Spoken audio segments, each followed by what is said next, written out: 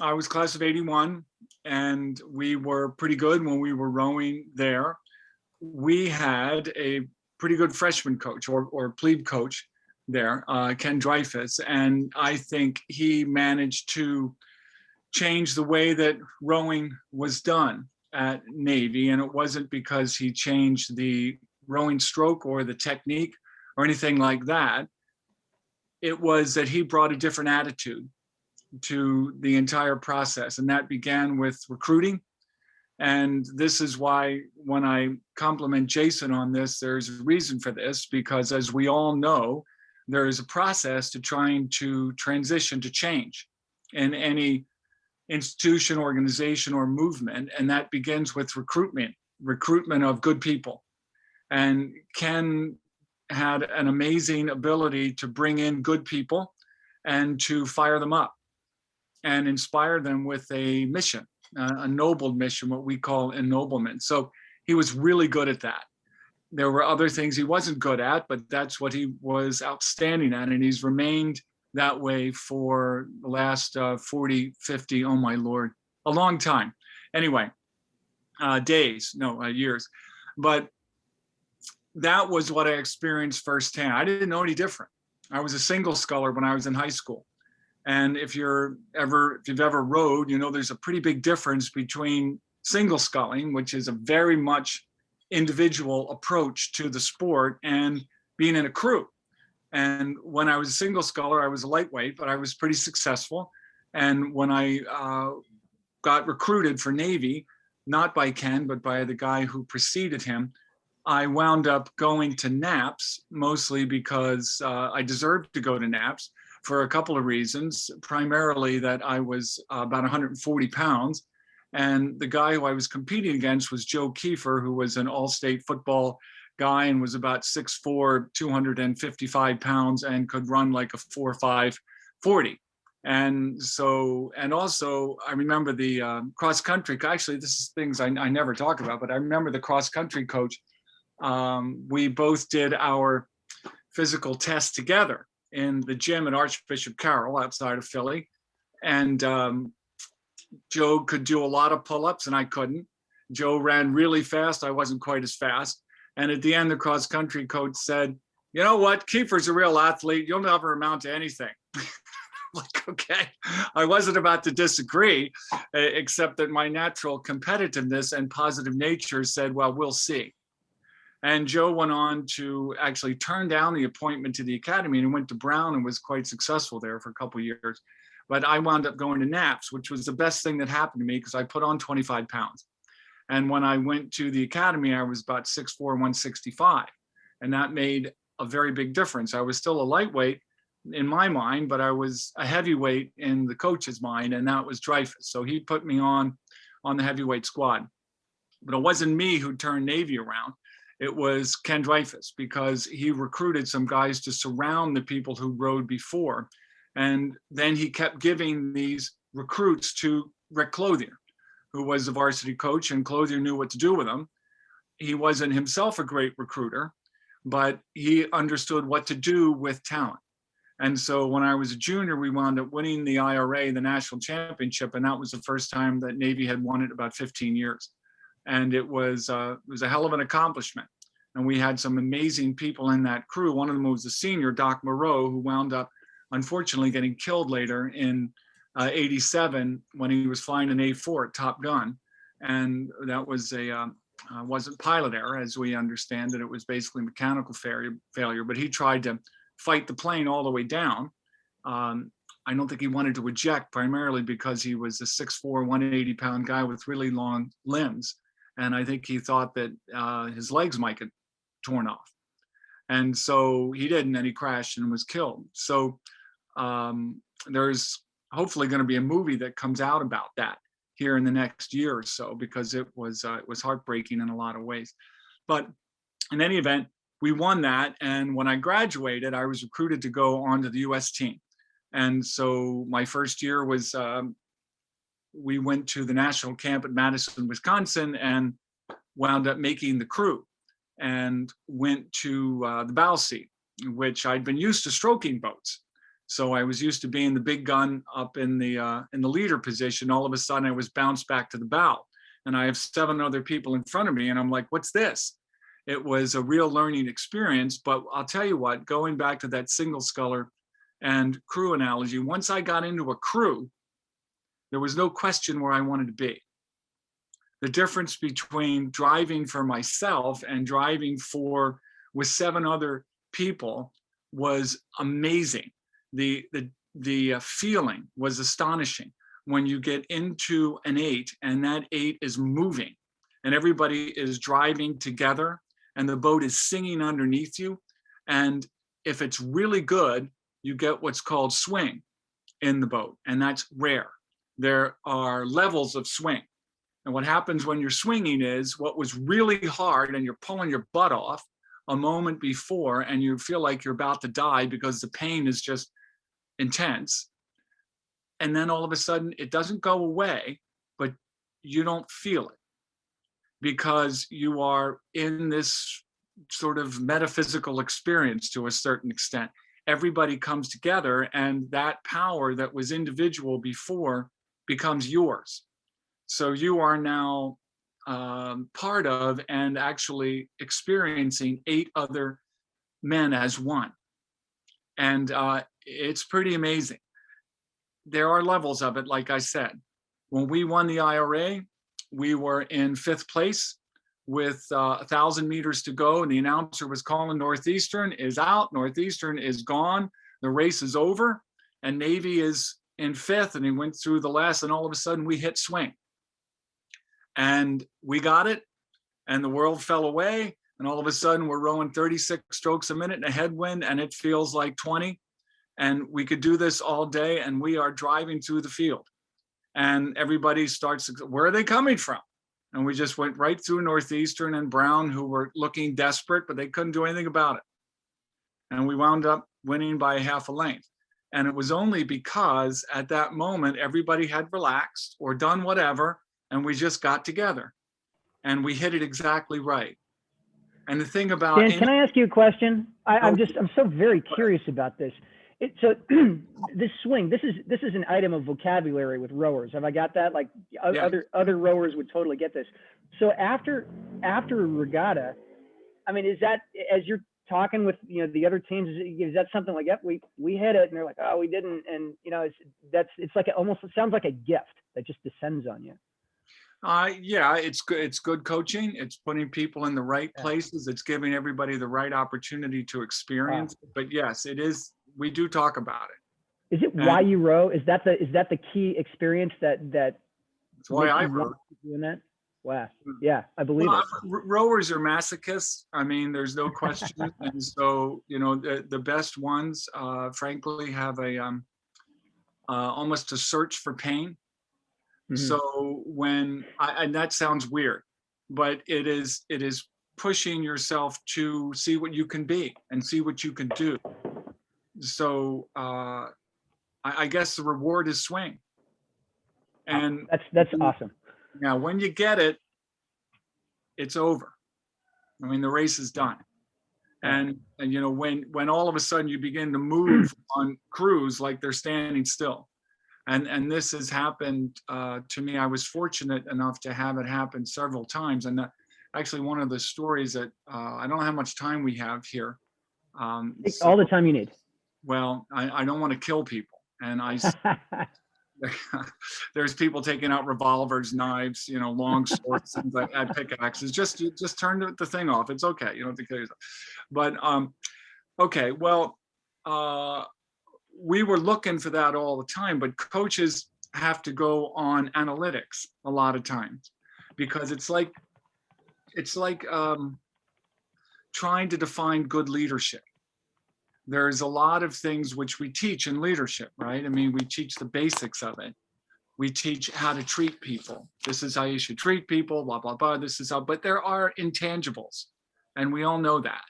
And the intangibles are, by definition, difficult to describe because they're emotional connections. There are things that people do that inspire others just by their presence. And you try to define them, but it's hard. And it's the same with rowing or any sport or any activity. It's up to the coach to have a instinctual sense for where to put people, how to define their roles in the team or the crew, and try to give swing, in this case, the best chance to happen. So coaches will say, I need somebody basically who's, well, I coached for a long time. And it's like, okay, what am I looking at? When I was recruiting people on campus who'd never rowed before, I mean, people must have thought I was gay. Not that there's anything wrong with that, because I'm looking at, you know, at boys, at men, and I'm looking, okay, this guy's 6'4", 6'5", you know, good sized shoulders, nice quads. And I go up and I say, how would you like to row? And most of these guys have no idea what it is. But I'm looking for that. And then I got to test them on the ergometer. And I got to see what they're going to do. So now I've got all of these tangible assets right there. And now I got to say, I got to teach you to row right, meaning I have to teach you how to apply power across the arc of the stroke, and how to recover between strokes, and how to feel everybody else in the boat and all the power in the boat, because it's not about you.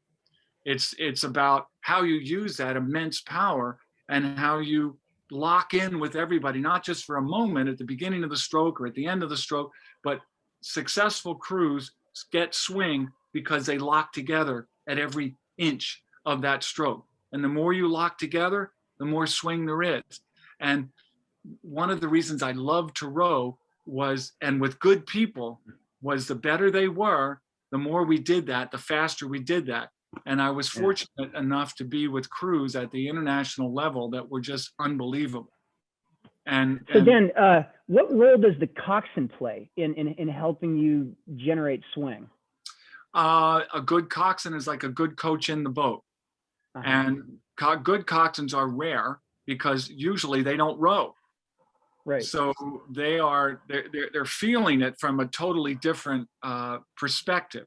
So they're looking at things, and they're feeling what's called the check in the boat. So is the boat running smoothly, or is it stopping and starting every time? And so their perspective is more visual and more auditory, whereas the rower's perspective is more of a feeling, a physical feeling, but it's definitely in there. So and you've got to be maximizing your power output this whole time. You can't ease off. You just got to find the right power points. And that is, but it's a totally analytical experience and a totally instinctual experience. And that's why when we're teaching leadership and team creation, we use rowing as metaphor. And I could coach anything on leadership or team building or any pretty much any topic, because it all applies. It's in rowing, I just pick the topic, and then I go in and use whatever portions of the experience are relevant to that topic. And it's pretty awesome. So that's what I created the company from all of the experiences I had from plebe year at the academy all the way through to those experiences and on the national teams. I rowed on 7 US teams after that. And we were alternately successful, and we got our butts kicked sometimes, but mostly that was because we had people hurt or sick, because at the international level, as you know, in anything, you got to be 100% on your game. And everybody does.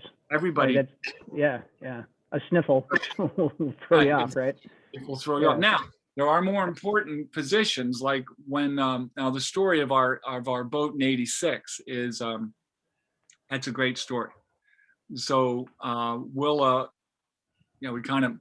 there's a lot of background to this, but from a strategic point of view, in rowing, just like in the Navy or anything else, you have somebody who's in charge of national rowing. And that man was a man called Chris Korzanowski, who we brought over from the Eastern Bloc, from Poland. He actually had gone through the Iron Curtain, and he defected. And here he was coaching the US team. And his style of leadership was diametrically opposed to my natural style or Ken Dreyfus' style or the people who really helped us. It was, Dan, you suck. that was his style was incredibly negative. And it wasn't pleasant. I remember we were seat racing in '83. Now seat racing is mano mano in fours, four-oared shells. So you would race a four against a four, and then one four wins by say a half a length, and the other four is down. So 5-minute piece, 32 strokes a minute. So then at the end, you're exhausted, you're like this, and he says, pull the boats together. So you pull the boats together and you switch the two men. So you just switch across, and then you go and you get ready in that new combination, and then you race 5 minutes again at 32, exactly the same parameters. And now you win by a length. So the two man on one of the boats beat the other guy. So that's how we narrowed it down from about 200 people to 16. And it was just a series of tests. And so we were in Newport Beach, and I was going to race Kurt Balsbach. And Kurt was a big, strong guy. He was a nice man, and he liked to eat a lot of meatloaf, usually like every night, which got a little old after a while. But so me and him had matched up pretty well over the last year or so, and I knew this was going to be a tight race. And we started out that way. And it was bow to bow the entire time. It was absolutely dead even. When we finished the race, nobody knew who had won. And I mean, the coxswains didn't know, nobody knew. And the coach, Korzanowski, was over in his launch, and he was making notes of the boat launch. And then I raised my hand, and I said, who won that? And he goes, are you kidding me? He killed you. He beat you by 1/10 of a second. Like, he killed me. For that, I wasn't going to make the team. You know, how big of a distance are we talking? 1/10 of a second at cruise shell speeds. That. Oh, geez. So and it wasn't like it was a measured course, but yeah. It is what it is, you know, and that's what I thought at the time. You know, he was faster than me at that, but he wasn't going to be faster next time. And that is the attitude, and the attitude that I always had. Well, anyway, things went like that. We went to the Worlds. We did okay, and sometimes we didn't. So we get to '86, and '86 was also the Goodwill Games. You guys remember that? It was, you know, we were facing the Soviet Union. It was mano a mano, that kind of stuff. Well, the camp went to the Goodwill Games. The national camp was led by Korzanowski, and we did not. Because for various reasons, people got sick. I got hurt. I was out for 6 weeks, and then when I come back, they'd already selected everybody, and they were off. So I wound up going to Philadelphia and getting in with another group of basically rejects. A guy who was 34 years old, Bob Espeseth, and that's old in any sport, but in rowing as well, particularly. But he was a big man. He was about 6'6". He went about 225, and he was a beast. And he had been on 3 other Olympic teams before this. And so, but he'd gotten hurt, and he hadn't rowed in a year, and he was just trying to get up to speed. The other guy was John Riley, who was another big guy, about 6'6", 220.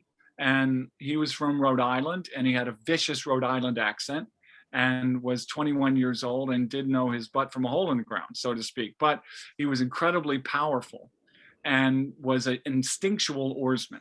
And then the other guy was Ted Swinford, who was about 6'6", about 175, 180. So he was as skinny as I was, because I went about 172. And so that was the group. Big deal. Okay, there's oarsmen like that all over the world. What brought us together was the coach, and the coach was Ted Nash, and his protege was Ken Dreyfus. And so Ted's positive attitude and positive coaching had transmitted itself to Ken.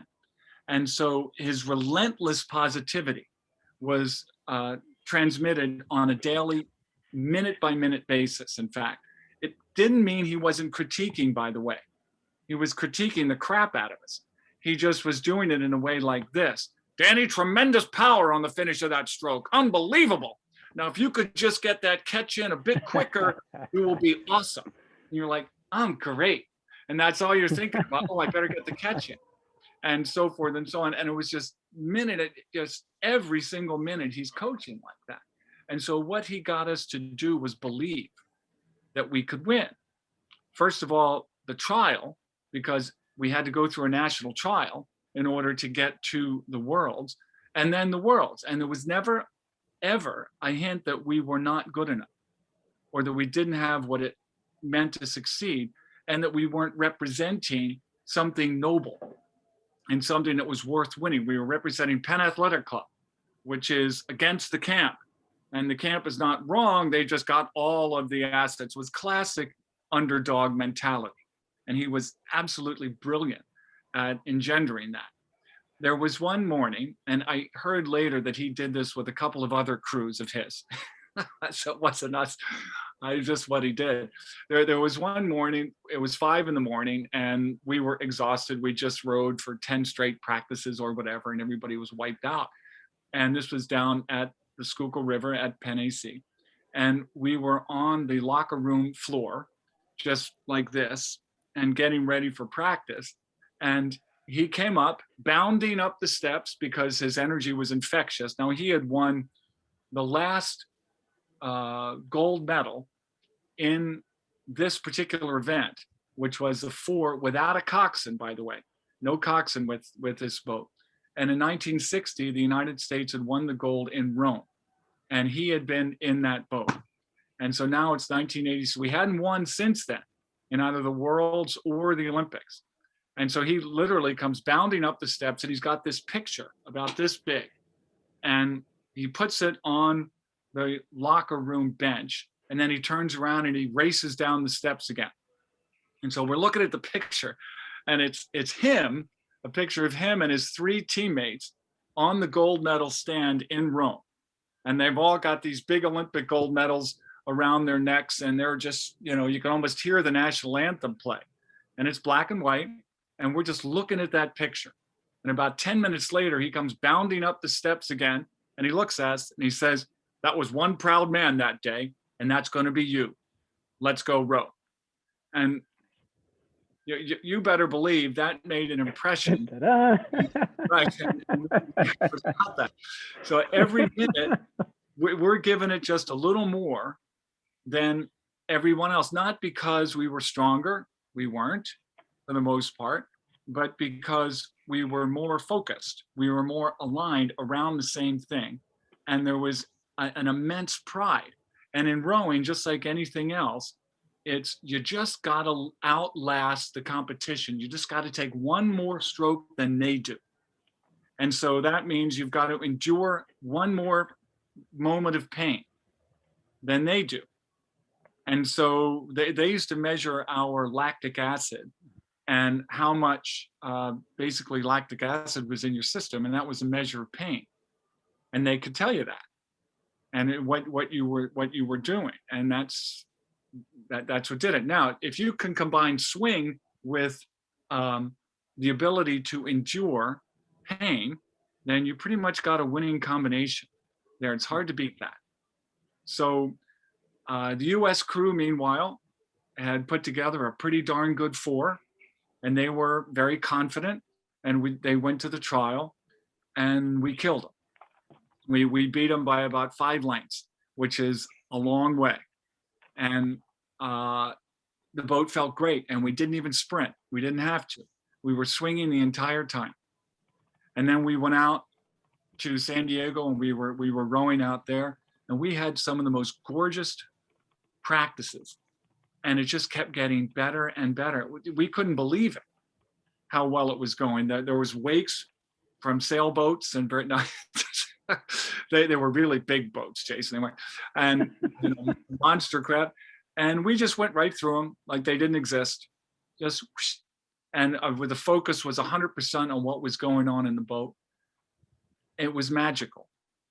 And we went to the Worlds, and we had a great heat. Now, Robert Espeseth, the stroke man, the big old guy, was a brilliant tactician.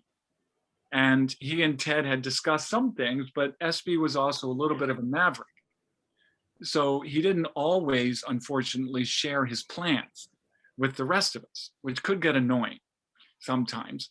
But when he went over there, he knew everybody in the world rowing community. And so he was seen stroking this four, and he met some Canadians who were in the Canadian four of which had won the gold medal in Los Angeles in 84 and part of the eight.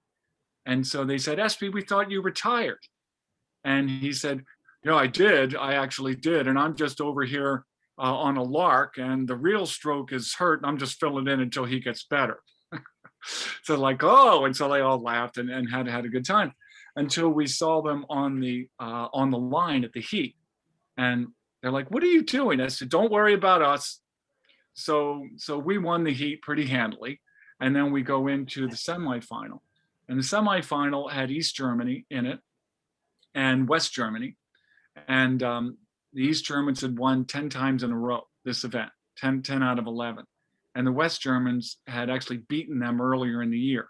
So these were some pretty good crews in the semi.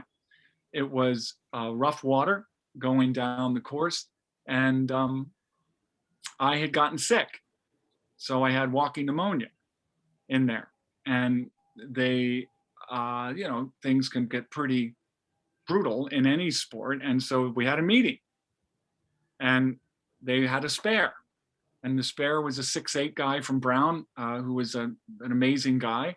But we tried him out, and it just didn't work, swing-wise, of course, because he hadn't gone through everything we had. So they said, okay, if we keep Dan in the boat sick, that's better than anybody else in the boat healthy. Not because I'm a stud, but because together we were synced up with those guys. Yeah. And that was it. So that's it. So semifinal, Espy decided he wasn't going to tell us this, but when we got to the 1,000-meter mark and we were length ahead of the field, all of a sudden he just took it down. So took the rating down, which means we went from 36 strokes a minute in the tailwind, which is a pretty low rating in the tailwind. We were still ahead, to about 34. And the West Germans came up on us right away, because as soon as you do that, you give up a couple of seconds. And then the East Germans started coming on us. And then everybody started moving, and he's looking around, and we're like, Espy, what are you doing? Espy. And Riley, who's the Rhode Island guy, said, I can't believe it. What are you doing? And we're talking in the boat, which is highly unusual, the ability to do that. And the boat was swinging, but he took it down again. And so now we're at 32, and everybody goes by us except, we were in third. And then he just rode that way. We rode that way all the way through, and we finished third. And we're like, what the hell was that all about? And he's like, well, you'll see in the final. But I think we gave them exactly the impression that they need to see. And like, what the heck you're talking about? But we did have a little talk prior to the final. So when we went out there, now I'm sicker, and I feel pretty Dan, bad. I just got to say, that is a level of gamesmanship that I was not aware occurred in those things. Oh yeah, I mean, I had no idea. It doesn't normally occur, because you don't normally have those type of options that we had in that boat. You don't have somebody like Espeseth in there, who had been on pretty much every team since God created the sport. He'd been out there. So I'm not saying God created the sport, by the way. It just sort of happened to flow from a natural affinity for water. But so we got out, and there's a great video of this race. It's one of the sort of all-time great videos, I think, for the sport, but for anything. And so the announcer, who were two English guys, one of whom I met later when I went to Oxford, he was a Cambridge guy, and they're calling it the whole time like this. First of all, they're not even mentioning us.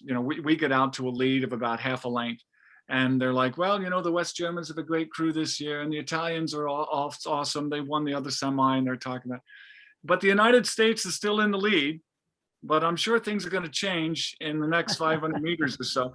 And so we're just holding it down. You can see the West Germans looking over their shoulder, because they're pretty sure any minute now we're going to crack as we go through the 1,000. And I have to tell you, when we went through the 1,000-meter mark, I felt like cracking, because I had nothing at that point. And as we went through, I'm like, okay, I remember thinking, one stroke at a time, just take the next stroke, and then we'll see what happens. And that hurt a lot. and then we'll go one more stroke. And I was the person who was calling the race plan. So I was the person who had to respond to what was going on outside of the boat. I was, looking around and trying to figure it out. And I just wanted to die. And when we got to the sprint was supposed to go at 400 meters to go in the 2,000 meter race. But I saw the West Germans beginning to move with about 650 to go. And I didn't want to call it, because as soon as you call a sprint, you go up and it's, pain time. It's pain time. And so, but I did, and they came up and I'm like, go now. And they didn't hesitate. And we went right up. And so now we're at 38, 39 strokes a minute. And the announcers are like, the United States is still in the lead. They're still in the lead. And the West Germans were cutting us down every single stroke. And that's the way it was in the boat. So then we went up again with about 250 to go. So now we're about 42. And then we went finally to about 45 coming to the finish. And the West Germans came up, and it came down to the last stroke. And actually, if you look at the video, I had nothing on the last stroke at all. Last two strokes there was no puddle coming out. And they came, and we beat them by less than 1/10 of a second.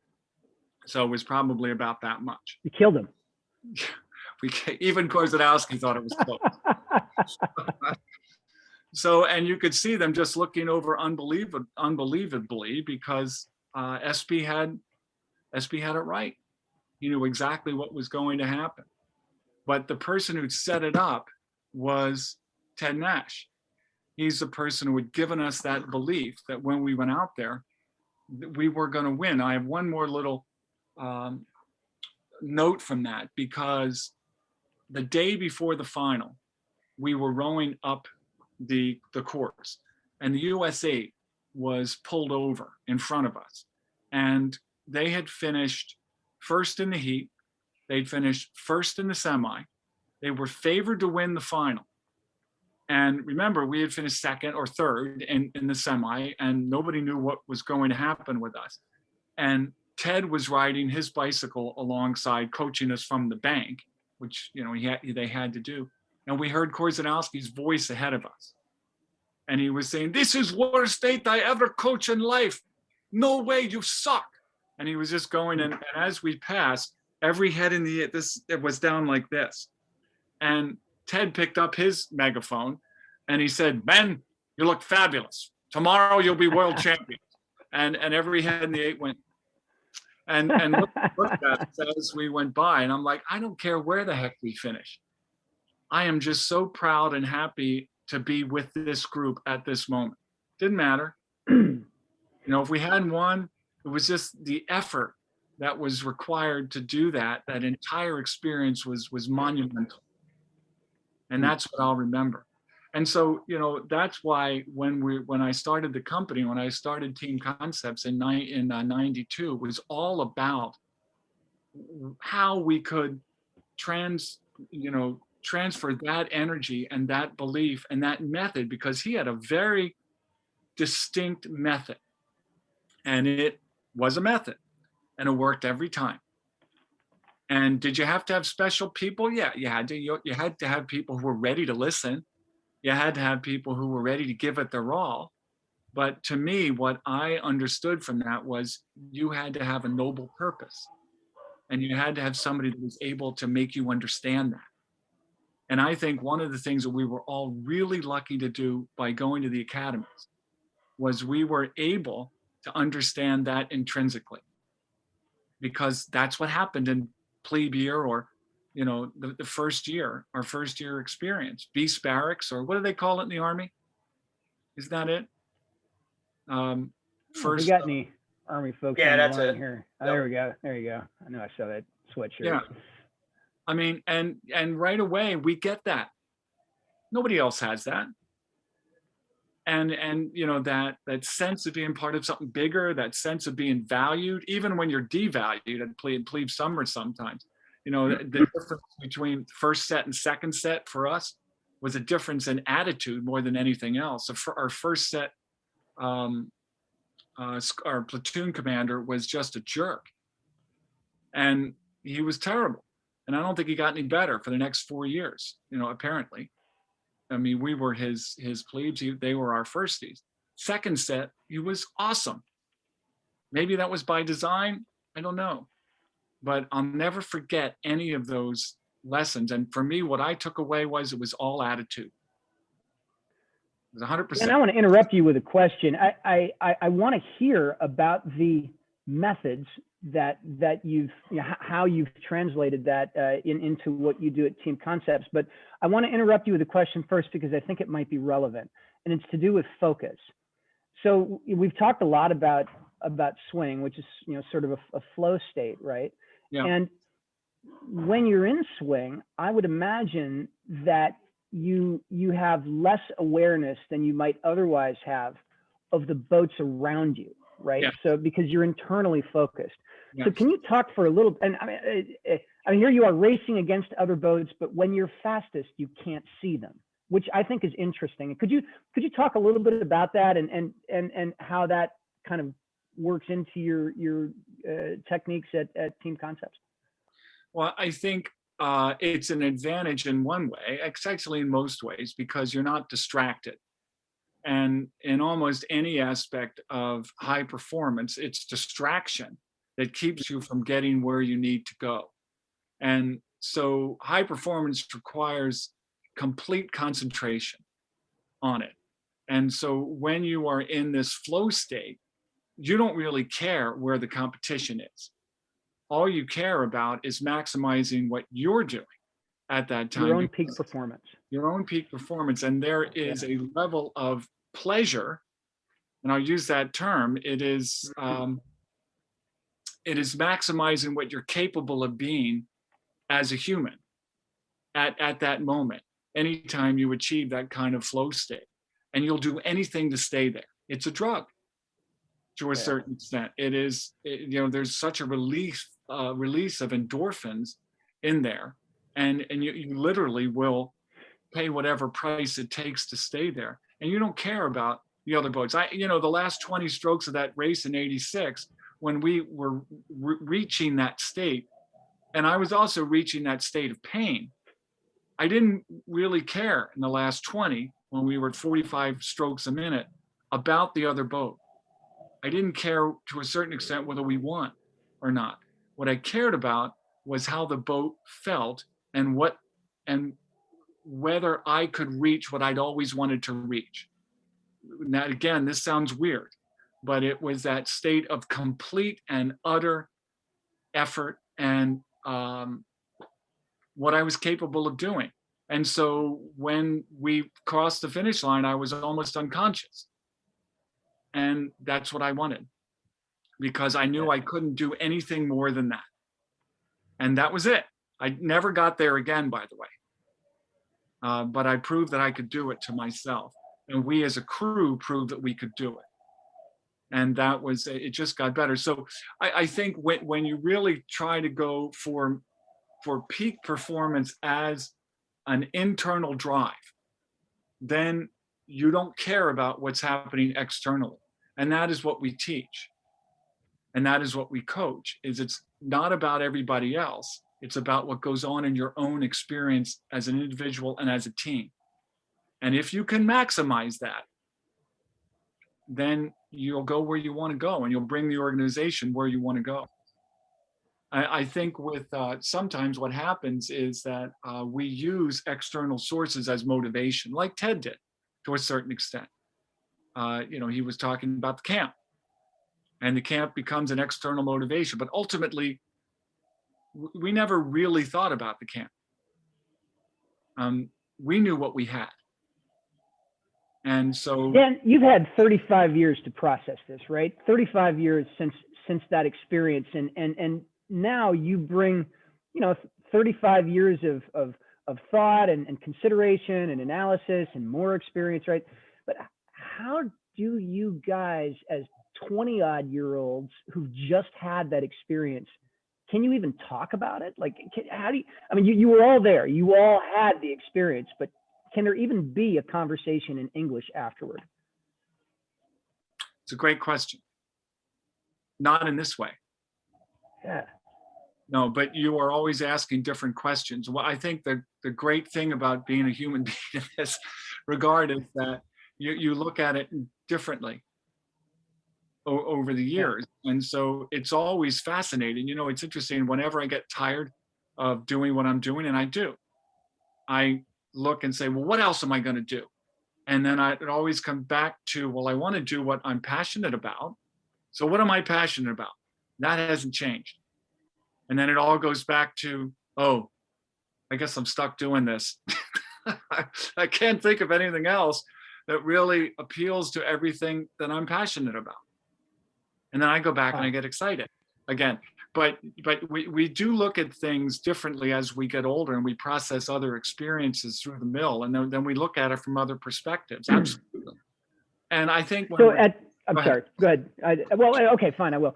At Team Concepts, is there a physical component to the training? Do you try to Oh, yeah. to give your customers, your students, this experience of flow and of swing?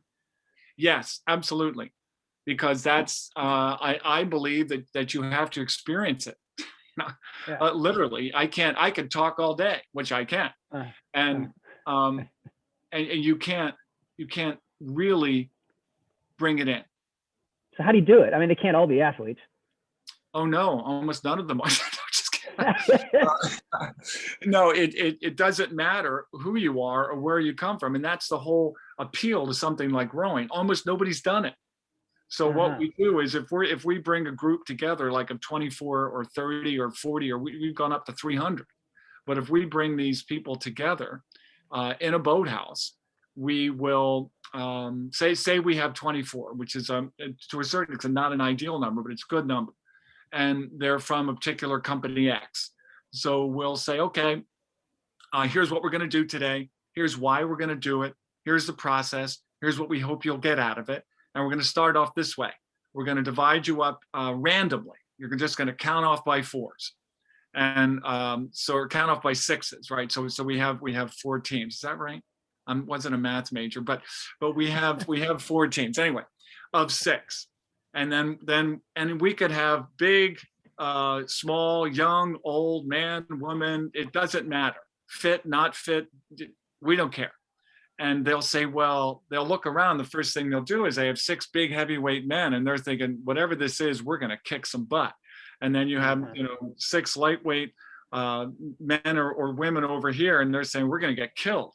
And we're like, it has nothing to do with that. You'll see.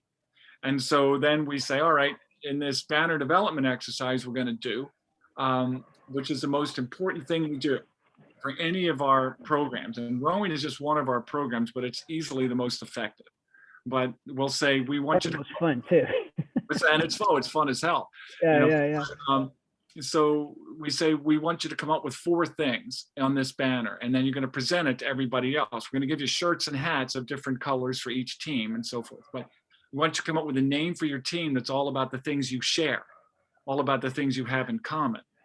And this is, by the way, one of the things I was talking to a class of 75 guy today, and we were talking about the situation in the country as a whole.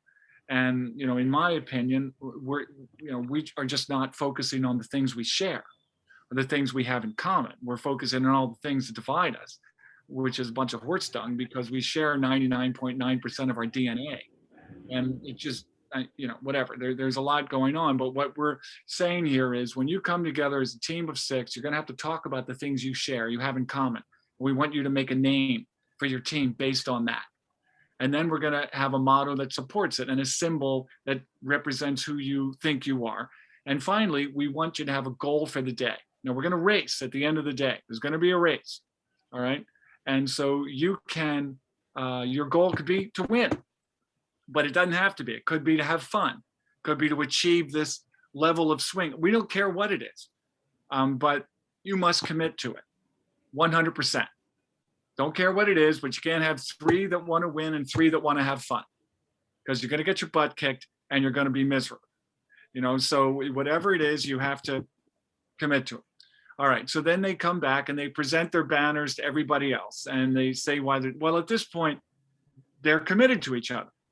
Now, there was only one time when we didn't do the banner exercise. This is with Columbia University. I love Columbia. We work with them all the time. But this particular time, they didn't want us to do it because they'd already done something like this, they said, for this for Deutsche Bank, who was the client. There's 150 people there. And so we said, well, we don't know what's going to happen if you don't do this, but it's not going to be good. And they said, no, we don't need to do it. So we're like, all right. So we did shirts and hats. We did random division of teams. We did everything else, but we didn't do the banner development exercise. So halfway through the day, we noticed that we lost about 25 people. They just left. You know, we still have no idea where they are. You know, they just sort of took off. And so we had never lost a single person in 20 years. Nobody ever left. And the reason, of course, was fairly straightforward because they had no commitment to each other. They didn't share anything.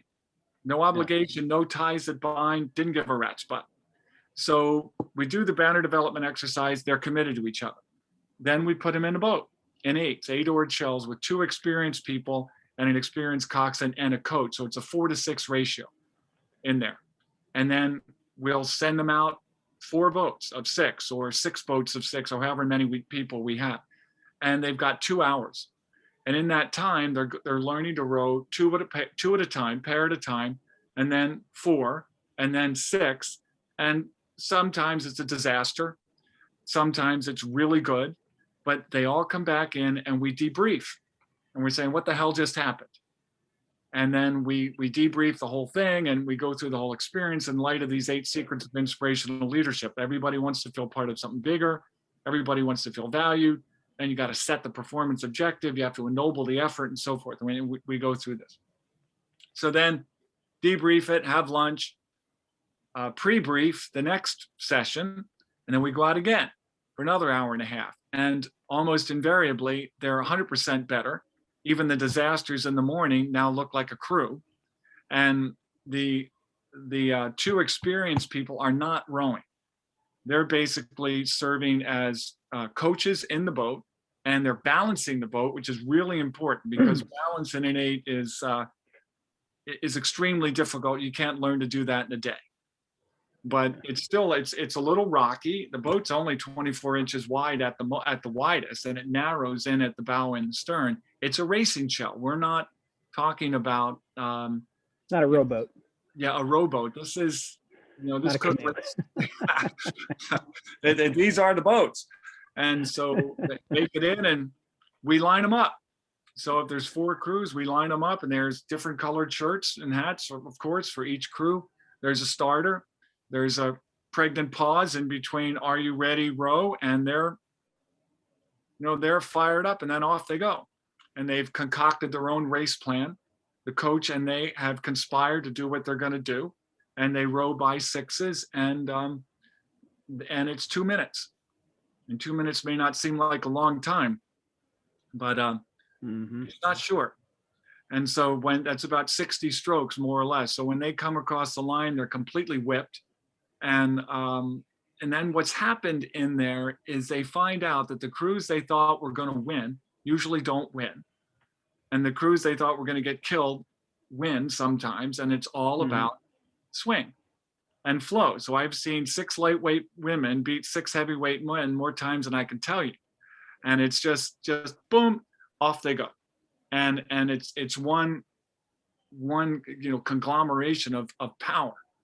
And then we come in and we get excited. We have a medal ceremony, and we don't play the music or anything like that. But it's everybody's completely involved. It's 100% emotional, and as well as physical and mental and everything. Then we debrief what just happened, and we tie it all together. And that's just one day. That's one day. Wow, how many days long is this thing? I mean, that's an incredible day. Well, that is literally a one-day program. We have 5-day programs. So we work with UVA, the Darden schools. We work a lot with business schools as well as individual clients. But the 5-day program is great because we actually have time. They'll row by all 8 at the end of 5 days. We have one experienced person in there because we can afford it. You know, the first 2 days are disasters, and then they sort of go from there. And it's awesome. That final day on the 5th day is, the racing is intense. I can imagine. Do you find that some of your attendees sort of take up rowing afterwards? Does that happen? Yeah, and they never forget it. Those that Yeah, survive I'm are sure. pretty happy. Yeah. Yeah. Yeah. So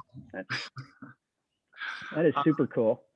it is. It's, if you haven't rowed, I'll take any of you out, because I'm obviously evangelical about the whole thing, and Yeah. I do believe there's a lot of spiritualism in the experience.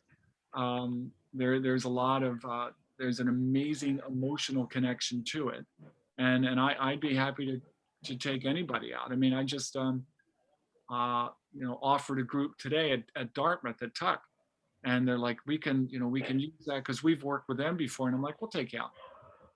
It's okay, free. Hi. I don't care, so it's that kind of thing. But anyway, Dan, I don't know if you've looked at the time. It's quarter after. I could literally keep you going for another hour easily. We have 15 minutes left to get through intros and updates. But this talk of yours, I think, is now my strongest argument in favor of a website subscription, because that's the only way anybody who wasn't here is going to be able to see this. So I just, man, thank you so much for coming and doing this. And I wish we had more time. I don't know if you realize how quotable you are. If you combine swing with the ability to endure pain, that's a hard combo to beat. oh, well, I wasn't doing affordability, let me tell you. I'm just happy to be here, and I really get going. So thanks, Jason. I mean, again, going back to what you've accomplished here, it's really important, and I think we all have the opportunity and the ability to recruit, and let's bring some people aboard here and get them fired up and see what we can do. Jason, I just have a comment. Yes, sir, please. Dan, I love how you're taking that experience and using it now for teams, because that's the whole point for organizations is, they don't operate around common core values. They don't have the same purpose, and they're not in sync.